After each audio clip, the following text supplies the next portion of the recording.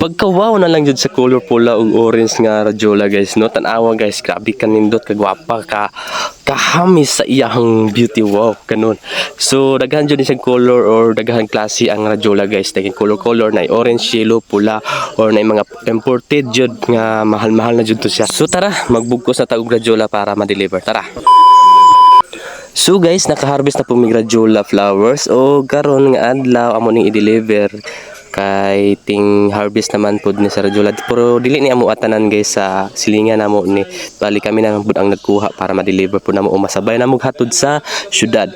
Og mao ni siya guys, bugkoson siya ni paghuman sa pag-harvest, imo ni siya bungkuson by dozen ang pag puan niya guys pagbugkos, tapos i-file po na nimong tarong nga ma-plaster iyang petals kay para dili mabunog.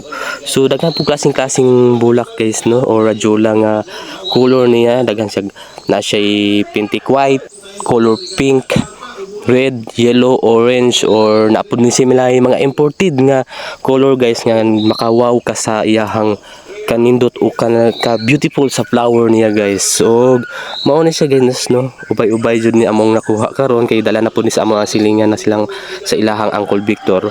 O pag human-an ni guys, pag dozen imo na pud na tayong i-file og tarong dayon i-deliver na dayon. So mao to guys no, grabe another blessings.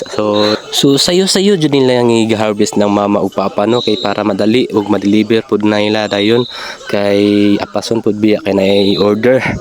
So that is guys, for mao ni amo ang radyola flower sa human pag human og bungkal, nagbungkal mi tapos nag-harvest na pud mi kay napamay mi radyola nga nabilin. So that it's guys, thank you and goodbye.